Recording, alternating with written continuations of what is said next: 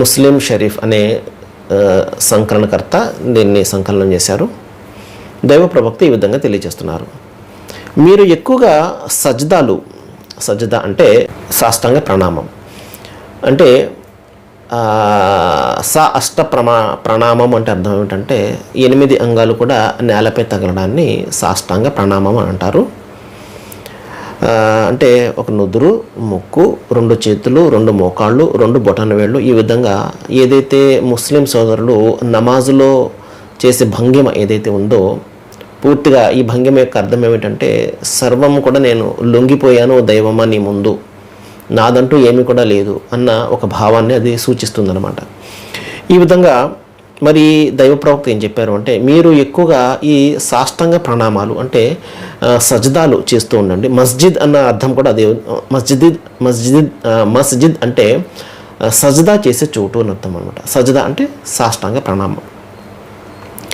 ఎందుకంటే సజ్దా అనేది దైవానికి అత్యంత దగ్గర చేసే ఒక భంగిమ అన్నమాట.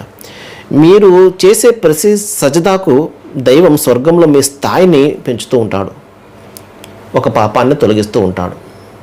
దైవ ప్రవక్త ఇచ్చినటువంటి ఒక శుభవార్త.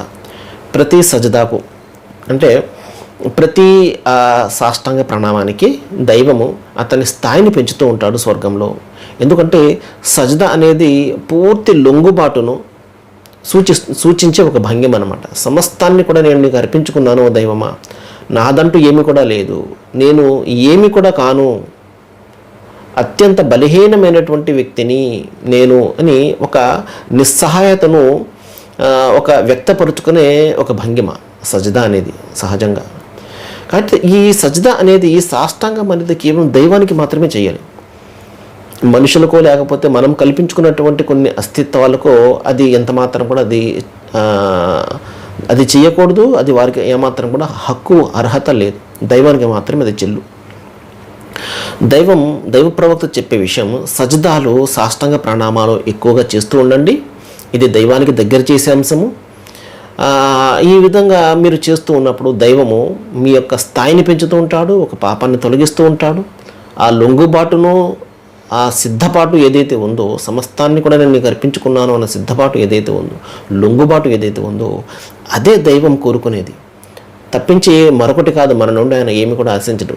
మహాశిలారా, అందరికీ ఆయన అనుగ్రహాలను పంచేవాడు. ఆయన ఏది కూడా ఆశించడు. ఆయన కోరిదల్లో ఏంటంటే దైవం అనే స్థానము, ఆ అస్తిత్వం ఏదైతే ఉందో మరొకరికి కల్పిత అస్తిత్వాలకు ఆ స్థానాన్ని మనం ఇవ్వకూడదు.